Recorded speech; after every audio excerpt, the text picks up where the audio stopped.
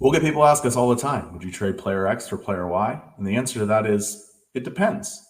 Today, we're going to talk about why format matters when deciding what moves to make in Dynasty.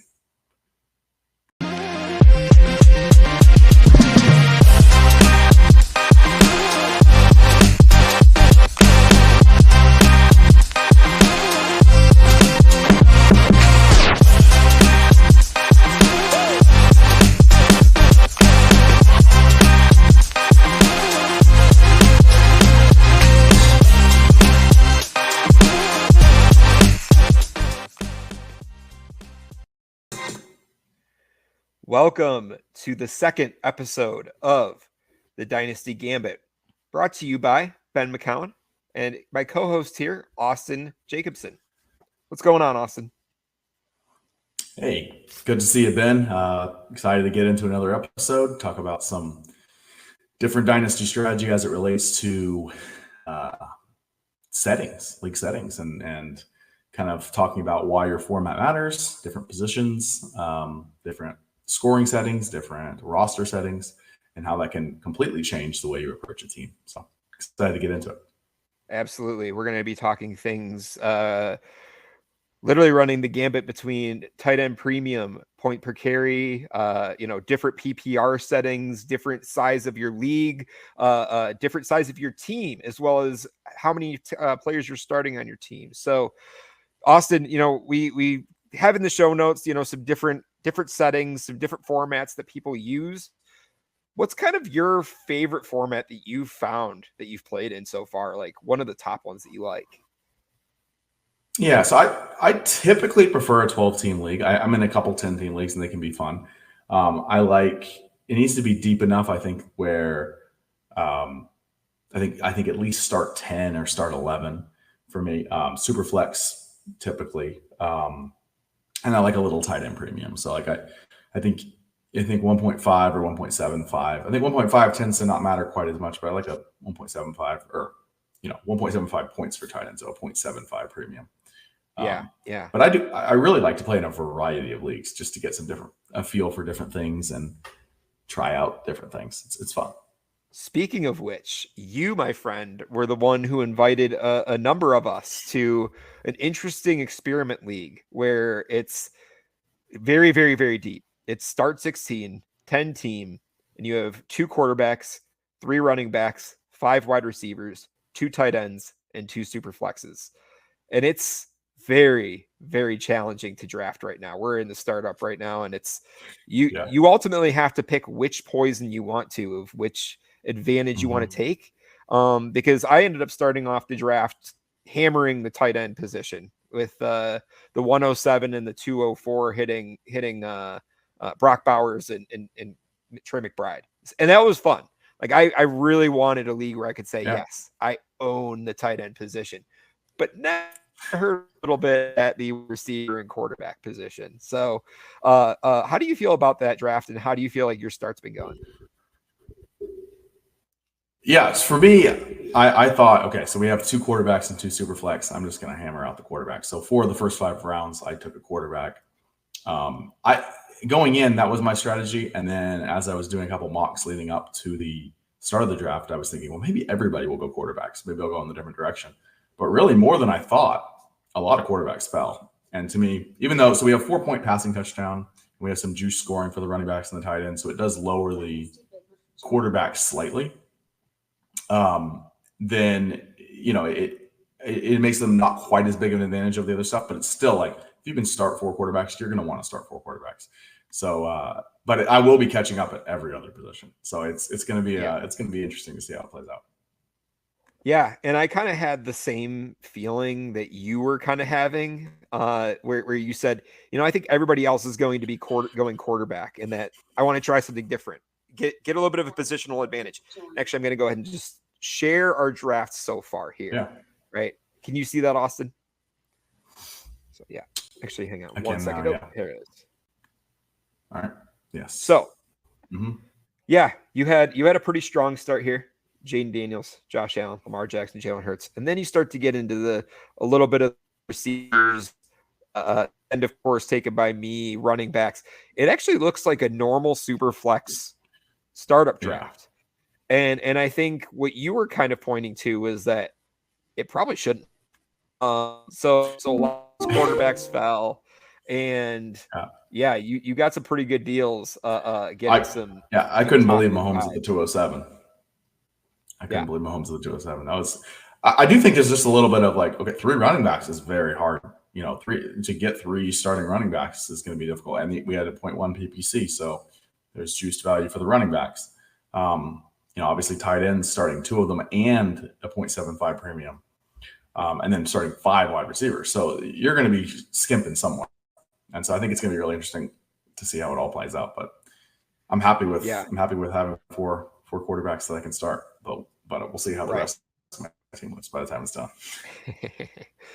Let's talk a little bit kind of going more towards the size of leagues and how that affects draft choices or choices when it comes to rostering players. Yeah, so I tend to see when you have a 10-team league, let's assume a 10-team superflex league. I think the quarterbacks are much less valuable than in a 12 or a 14 just because of positional scarcity. I mean, you look at it, there's 32 starting quarterbacks. When you're in a 10-team league, everybody should fairly safely be able to roster 3 quarterbacks. And so I think that there is a little bit of value in waiting. Whereas when you're in a 12 or a 14-team league, there's going to be probably at least 1 or 2 teams, especially in a 14-team league, that don't have a good QB2. And so there's a little bit more urgency to get one early. I also think in a 10-team league, your overall amount of players that matter is less, unless you're playing in a team or a league where you start like 16, like what we were just talking about. But typically, if you're comparing a 12-team start 10 or 11 starters versus a 10-team start 10 or 11 starters, that 10-team league, it's going to be much more important to get players that just smash, like that score you a ton of points. And depth matters much less because there's typically going to be better players on waivers and just less players are going to matter. But like when you're in a 14-team league,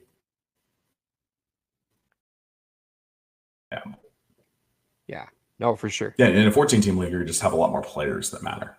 And so that's and the 12 is kind of like in between, and you kind of have more of a balance. Yeah. I think we'll get messages on our Discord about like, somebody telling us, hey, this is start 9 versus start 11 versus sometimes you even start to get up to the start 12 and start 13. The start 16 is kind of unheard of. But when you're talking like the difference between start 9 versus start 12, start 9, people are sending me questions on offers where they're receiving like, hey, I'm going to send Drake London for, let's say Tet McMillan in a first. It's like, keep Drake London because, or keep that higher value stud, because at the end of the day, you want to load that roster with as many studs as you can, knowing you have very few roster spots and really you're trying to load it up with studs rather than depth. Right. When you're in start 12, you really want to focus on the depth pieces and really spreading across that talent and the value across your roster. Exactly. It's a math equation. Let's say if you're in a 10-team start 9, you have 90 players at the start. If you're in a 12-team start 12, you have 144 players to start. So you're looking at a guy like Jawan Jennings, Jacoby Myers. Doesn't matter in a 10-team start 9.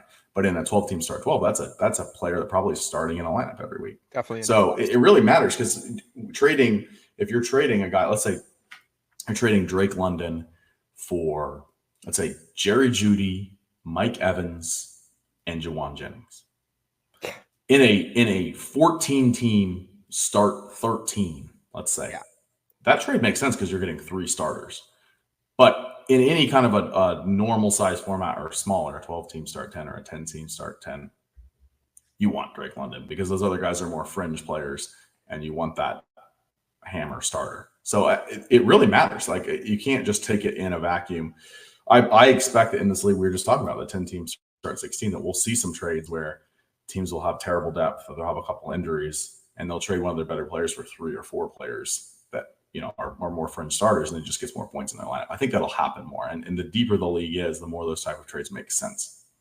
I know our league mates watch this show, so I'm kind of just outing myself right now and saying that I'm probably likely going to try and tear down for Brock Bowers at some point during this point.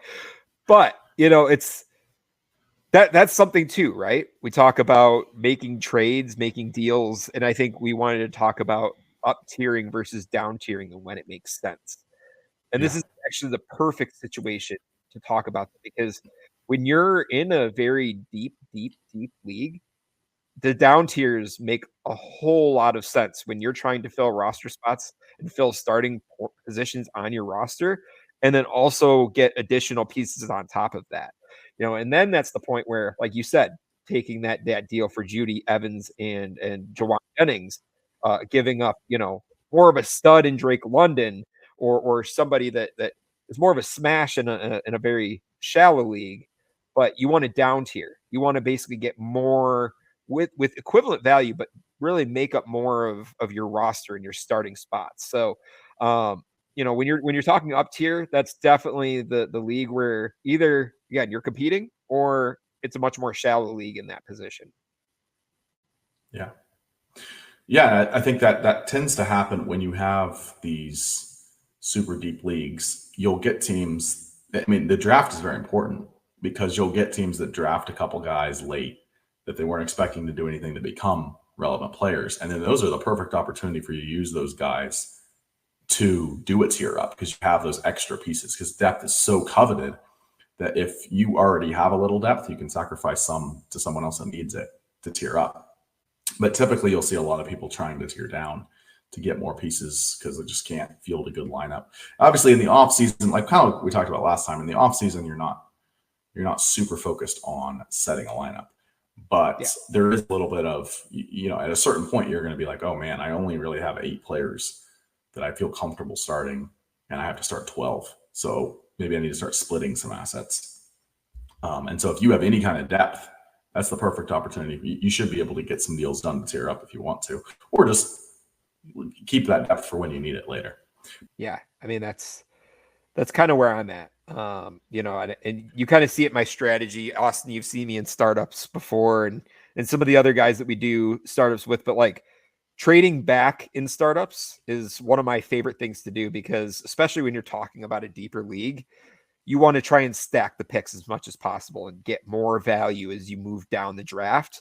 And really, the person that's trading up, unless they know that they're getting the player that they really want and that's going to be a good piece of their team, they're losing value in a sense. Whereas the team that's trading back is usually, in most times, gaining value in the picks that they're getting back. Kind of everybody wanted to trade up and try to make sure that you get 2 good quarterbacks early in superflex leagues. And now I think everybody wants to trade. It seems like everybody wants to trade back. So there actually I think there's started to be some value in trading up. Yeah. I've noticed in recent drafts. But I do think overall, typically the team trading down is the one that gains value in a startup because it's the person trading up is usually trading up for a specific player and is overpaying a little bit. It's just typically the way it is. So I agree. I think especially in deeper leagues, trading down in startups is a smart strategy. I mean, for example, the kind of to play devil's advocate, like you were saying, Patrick Mahomes could have fallen to the 207 and I could have said, okay, Austin, I'm going to give you my 4th and a 1st, and I'm going to try and trade up because Patrick Mahomes is the end of the 1st, early 2nd round pick. And so you're already getting a value right there. Yeah. And I know that I'm overpaying a little bit, but you're getting a solid quarterback 1 on your team. Right. I agree. I think that's the best time to trade up is when you're looking at a situation where you're not thinking about I'm trading for the 207, but you're like, this guy is 110 on my board. So it's almost like I'm trading for the 110 at the price of a 207. And a lot of times in that case, you're getting value. So if you're trading up, you should be trading up for a guy that you think is worth more than the pick that you're trading for. Yeah. 100%. 100%. So we wanted to kind of talk about differences in scoring too, right? I mean, I've played actually my main home dynasty league that I'm in with my buddies is a half PPR, no tight end premium. It's very plain Jane bland, and it's still fun. But there is just something so much nicer about seeing those higher scores at the end of each week and seeing the higher point projections on each player's each spot. So, what does that look like to you when you're talking about half PPR, full point PPR? Whether you're talking about different points of a tight end premium, what does that mean when you're either in a startup draft or you're trading players? Yeah, I think two things you need to do when you join a new league. Make sure you read through the bylaws or look at the scoring settings, and then go over to the scoring leaders column, players column, and sort by two things. Sort by last year's points and points per game, and sort by the year's projected points and points per game. And then you can kind of get a feel for where positions stack up against each other within that league format. And so I think they're going to kind of fit in here, but it's a good practice to kind of just look at the projections and see like who's going to score more points. What type of do I want to have in my flex? If a tight end is receiving 2 points per, it's probably smart to put some tight ends at flex. To draft, you can draft multiple tight ends and not feel bad about that. It's not a long jam. You're probably going to be starting them most weeks. So understanding the positional advantages against each other. So in a typical league, if you're only having 0.5 PPR, that elevates the running backs a little bit. But it changes the type of running back you want too, because there's a lot of guys that catch a lot of passes that get elevated value. And I would think about in a league like this, you would think like Derrick Henry would have more value actually, even though even though you're not necessarily thinking about him as much in a dynasty league. Some of these guys, like I think Breece Hall, Devon Achane, actually are hurt by it being a 0.5 PPR because they get a lot of value from catching passes. So yeah, there's a little bit. The immediate thought is running backs are better in a 0.5, but there's a bit of nuance there. So a wide receiver typically is going to be the best value of besides the quarterback across wide receiver, running back, and tight end. Score the most points, and there's going to be the most of them that matter. So you probably want to fill up your flexes with them. But if you're in a format that has a point per carry or a tight end premium, you can put running backs or tight ends in those flexes.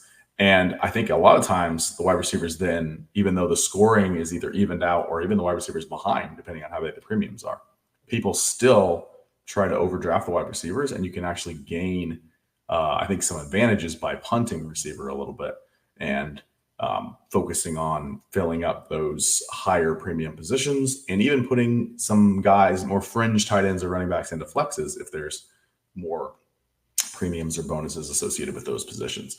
So there's definitely some edges you can get when it's atypical scoring, because wide receivers are still going to get Jefferson and Chase and all the normal wide receivers are still going to go early, even if wide receiver scoring is down relative to the other positions. So always be checking, always look and see how do running back, wide receiver, and tight end score against each other.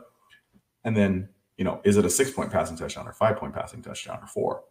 Because if it's a 6-point passing touchdown, you got to have those quarterbacks. But if it's a 4-point passing touchdown, sometimes you can wait on quarterback and still end up okay. So that's kind of just always be checking the format, always make sure that the scoring, you understand what the scoring is going in, and even with trades. And big things are your flex positions, knowing what type of players you want to have in your flex positions, and then what type of guys you can wait longer on. Because if you have 3 flex positions and the tight ends are the highest scoring potential flex, there's nothing wrong with drafting 3 or 4 tight ends. But if there's no premium, it's probably not going to be great to draft a bunch of tight ends. So just having that in mind when you're going in. Definitely. And then you add another kind of thing into the fold when you start to talk about tight end premiums. And personally, I'm a big fan of adding the tight end premium. It's an undervalued position already, with the fact that you have a much more scarce position, and so it's fun to kind of give those guys a little bit more juice behind their points. And so you start to add it up, right? Like, let's say Trey McBride caught around 110, 112 passes last year. And so you start to add up the points in your head. Okay, if let's say he catches an even 100, it's a 1.5 premium. You're adding already 50 points additional in that season onto his score by the end of the year. Then you talk about full point, which then you're adding another 100 points, right? So it's a lot of fun when you start to put these premiums up, and these tight ends become a lot more valuable on your team.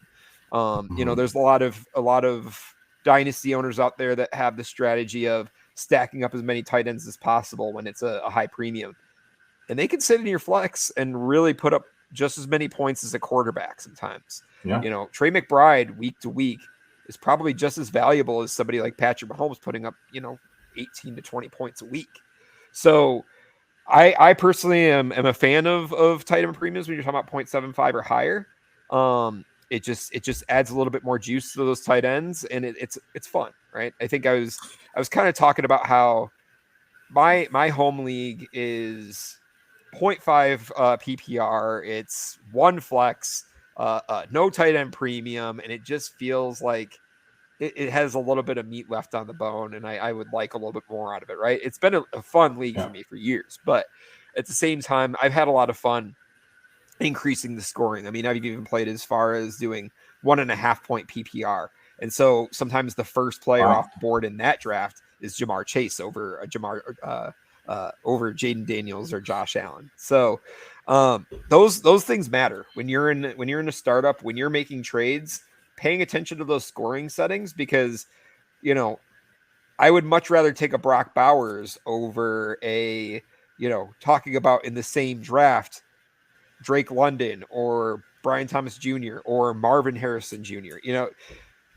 It really gives a bump to those players. Yeah, I think an under thought about aspect of tight end premium, I think, is the fact that not only does it make tight ends more valuable relative to other positions, but it's so much better to have a top end tight end than it is to have one further down. Yeah. So, for example, you talked about Trey McBride, Brock Bowers, over 100 receptions. So there was only 11 tight ends last year that had 60 or more receptions. When you compare that to wide receivers, there were 39. So basically what I'm saying is when you get down the line, like in a 12-team league, at least one team is going to be starting a tight end that caught less than 60 balls. Whereas if you have one of those top guys, you might have a guy pushing 120 catches. So you're looking at a much bigger advantage, an extra 30 points of advantage across the season at tight end than you would if there was no premium. So actually, a lot of people think about, now more tight ends are relevant. But in a lot of ways, it actually makes it even more advantageous to have a top end tight end. And so even though some people might think, maybe you can wait longer because more tight ends are going to matter, the gap actually widens between the top end talent and kind of the mediocre talent. So that's something to keep in mind. And I also think if you're only at a 0.5 premium, a lot of those kind of fringe tight ends don't actually go up much in value at all. And I think some people might overdraft in that. But when you're moving into 0.75 and full tight end premium, it does tend to make more of a difference. But those top guys are going to be, no matter what the premium is, they get boosted a lot if you're catching 100 passes. We had kind of included in the show notes too about talking about punting tight end versus going heavy tight end in a draft. And I think it is kind of, as you're saying, because of the gap, it is almost one or the other, right? Like, you either want to take a player like Brock Bowers or Trey McBride, or you want to wait. And personally, I'm not really liking the value of where like a Sam Laporta is going, but waiting a couple rounds later and picking up a George Kittle, or, rather waiting on TJ Hawkinson and taking maybe Evan Engram or another one of those tight ends a couple rounds later again. And so, you either really hammer those heavy tight ends where it's like, you're getting those like points out of Brock Bowers and Trey McBride and George Kittle, or you kind of take the shot and kind of try to win the lottery ticket when it comes to hoping that one of these tight ends can kind of prop themselves up this season. Whether it is Evan Engram, Mason Taylor, some of the other rookies, or some of the other vets that we have in our draft. So I think it's important that, you really read the board and understand, like you said, when you're talking about these point premiums, how does that split the board? Yeah, for sure. And I think it's honestly I think it's a good strategy too, if you're in a no tight end premium, to wait on tight end, because I think that I just see Bowers and McBride still go super high in those, and they're still valuable players, but they have less of an advantage over everyone else at that position, and just less of a overall difference making spot in your lineup. So I think that when there's not a tight end premium, I typically like to wait, and I will take, I'll take David Njoku or Evan Ingram, or I'll even wait and take Dallas Goedert or somebody like that later on, just because I think that there's not enough I think tight ends, the top end tight ends rely so much on their catching the ball that when you don't have any premium, they don't tend to stack up as well against the top players and where they're going. Like if you're having to take them in the first or second round, that becomes tough to catch up. But if there's any kind of premium, I like those top guys. And it's very hard to punt tight end if you're in a full tight end premium, because you're going to be at such a big disadvantage at that position week in and week out. You better make sure you have advantages elsewhere. Yeah. Yep. 100%. And that's what it is about playing the punt when you are doing it. It can work out well, but you have to really hammer those other positions well. Like if you end up deciding to punt QB or punt tight end, you end up going 3 wide receiver and you get like a CD Brian Thomas Jr. and then you come back around to get a Rashee Rice as your wide receiver 3. You're feeling pretty good about yourself, but you then have to really hit those later rounds as well. Yeah. Well, I think that's why it's key to be. Okay, go ahead. Sorry. Oh, go ahead. No, go ahead. Well, I think that's why it's important to. I think a lot of times people try to play it safe, and they're like, "Okay, well, I don't want to fall behind my other league mates." But you want to win the league, so you want to have a unique lineup. You want to have something that is different from everyone else. So, like we were talking about the league where you started with the 2 tight ends, and you were talking about potentially tearing down from Bowers. I actually think that that's your advantage in the league, is the fact that you have the corner on that tight end market. It makes your team unique. I don't think you necessarily would need to do that. I think that, so what, maybe your team is really weak at other positions and you end up flaming out and finishing last. But what if it hits and you win the league? Nobody wants to finish 6th. So I do think that having a unique lineup and having something that gives you an advantage over the rest of the league is so important, because you don't want to just have one of those middle of the pack teams. There's nothing worse in Dynasty than just being a fringe playoff team with no chance to win and also no chance to get a pick. So we kind of want to change gears and talk about quarterbacks and passing touchdown point differences, right? Because I think there's the main 2 that we talk about, which is 4-point or 6-point. And the basis when you're looking at 4-point or 6-point, 4-point is going to benefit the rushing quarterbacks more, because you're getting those 6 points based off of rushing touchdowns from a Jalen Hurts, from Lamar Jackson, from any of those quarterbacks that are rushing it in for a touchdown. And then you get the 6-point, which balances it a little bit more to bring those other quarterbacks up, like Patrick Mahomes, like Joe Burrow, that aren't really rushing quarterbacks that, they scramble, but they're not the guys bringing it into the end zone on their legs. So there was another additional piece where you had included in our show doc the number 5. And I have a couple of leagues where we put 5-point pass touchdown. And Austin, what are your thoughts on 5 versus the 4 and 6? I've actually really started to come around to the idea of 5. I think people think a touchdown's worth 6, so you got to have 6. That was kind of like the original, and then people realized that quarterbacks just matter so much, and then I think we kind of overcorrected to 4, because I think if we didn't have these dual threat quarterbacks, 4 would actually work really well, because it makes it where there's not such a huge advantage at quarterback versus other positions. But what has happened with a 4-point passing touchdown league is it's almost devalued the best quarterbacks and may put a lot of value on guys that just run. And so I think a good example of that is Justin Fields. I'm not saying he's a bad quarterback. I like Justin Fields, but he's a much better fantasy quarterback than he is an NFL quarterback, just because the rushing upside, especially in a 4-point passing touchdown league, you have those rushing touchdowns that matter so much more. You look at Jalen Hurts, all those rushing touchdowns from 1 yard out, it's much more fantasy value than it is real life NFL great plays. Because it's basically that's the equivalent of a 50-yard touchdown pass is 6 points, and a 1 yard touchdown rush is 6.1. So there's something to, I think that maybe we overcorrected with the 4. And so I think that 5 can be kind of a good middle ground where they're not too far ahead of everyone else, but you're not devaluing your pocket passers quite as much. I've done that in a few leagues and I like that, but I know most people play 4 or 6. So, that's typically where we'll keep the conversation. But 5, I think if you're starting up a new league, 5 can be a fun kind of middle ground that I think balances that somewhat. Yeah. I mean, it's the same conversation when you're talking about punting QB versus punting tight end in tight end premium, right? But punting QB in a super flex gets a little bit scary because then you start to look down the bottom of the barrel at, Matthew Stafford, Geno Smith, Tua Tagovailoa towards the 8th rounds. And, you know, you start to lose out on that second QB that can really be the hammer and really be that safety net for you week to week versus having like a Drake May or Bo Nix as your QB2.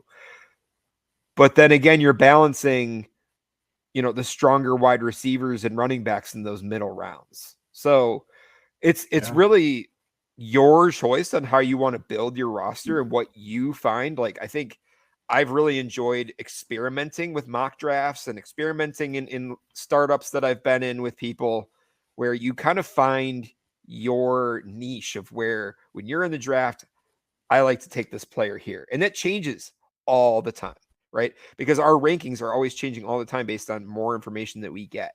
And so, I really enjoy trying different leagues, trying different formats, like you're saying. I mean, Austin and I met for the first time on a guillotine league. Yeah. And so, right now it's SFB season, right? It's Scott Fishbowl. They're crazy lineups, crazy scoring settings. And we're having a lot of fun with seeing all of these different things that our listeners are telling us. It's a really good time to get into a different kind of dynasty league. But Austin, do you have any parting thoughts as far as why format matters? Yeah, I think that a lot of people get very caught up in, I like this player better than this player. But you have to kind of look at it from the perspective of what specifically about this league can give me an edge. And that's why I like playing in leagues with atypical scoring formats, because sometimes you can make trades that if you just told some random person, I traded this player for this player. I traded Justin Jefferson for Christian McCaffrey.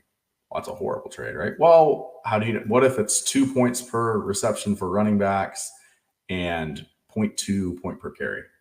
So you basically made it where the running backs are so much more valuable than the wide receivers. So obviously that's an extreme example, but there are situations where there will be leagues with some extreme scoring and people will be itching to draft and they won't even look at it. And if you go in there and you have that, or if you're playing in tons of leagues and you're playing with someone else that's in tons of leagues, make trades with people and they're just on the surface like, whoa, look at this trade. I have so much of an edge here, and they forget the scoring format you're in. So it's just always important to keep that in mind. Always important to keep in mind what you can do.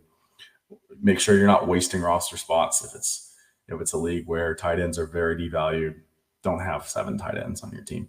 So just kind of keeping all of that in mind. The biggest thing, how do the flex positions score against each other in your league when you're doing trades, when you're doing a startup, just understanding who you want to have in those flex positions, understanding how valuable a quarterback is to, compared to other positions. Can you get away with another position in your super flex spot? So knowing all of that gives you a huge advantage over everyone else, because guaranteed almost every league you're in, there's going to be a couple people that didn't pay attention to it and end up very screwed right out of the startup or make some bad trades, and you're already going to have a leg up. So just make sure that isn't you. That's what we're trying to help with. Yeah. 100%. And I guess my final piece that I kind of want to leave, right, is when you are looking online and you're using tools like Keep Trade Cut, or you're using other trade tools, you have to be careful with the league format, because these are based on very basic settings, right? You can change the tight end premium and things like that, but it's at a very basic level. You can't change the point per carry. It's very basic on PPR. You can't change to half PPR, 1.5, things like that. So it really comes down to how you value one player over another, and kind of what you were saying earlier, where you're looking in your league scoring and you start to compare some of those point per game numbers and starting to compare how much did this player score on a total last year versus this player. I mean, point per game is really the number you want to look at when it comes to Yeah. those points. But Mhm.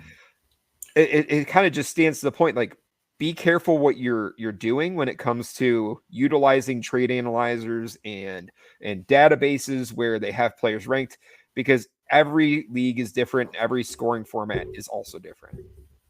I think that's interesting. I want to make a quick PSA about Keep Trade Cut. People don't realize this. Almost every league that people play in, PPR is by far the most popular. But Keep Trade Cut bases their rankings off of half PPR, and their trade calculator is based off of half PPR. And I think a lot of people don't realize that, and make trades based off of what Keep Trade Cut says. But there is a little bit of a difference from the league that most people are playing in. So that's something to keep in mind. Trade calculators are always just a guide. Don't take them as gospel. There's definitely, your league format matters so much more than whatever a trade calculator can tell you. So make sure you know your format. Make sure you know where to get edges based on that format. And in the future, when we do shows where we analyze people's trades, they'll send in trades. We are going to ask that you tell us the format that you have so that we can kind of have a better idea of what you're working with and where to help you get an edge, because that matters. I can't just tell you that Drake London is better than Devon Achane because I don't know your league format. And so I think it's going to be super important to know that, and I think we'll incorporate that in some trade shows that we do down the line. So this should be fun. Yeah, and as always, you can follow us on X at the Dynasty Gambit FF. You can follow me, Dynasty Big Mac FF, as well as Austin at Dynasty Austin MJ. So we're going to leave it off here. Of course, you could also follow us on the Discord, and also thank you so much to FSAN for providing us the platform to be able to do this. Great content coming out from them, and also the great shows joining us on FSAN Grindhouse. We will see you guys on the next one. Yep. Sounds good.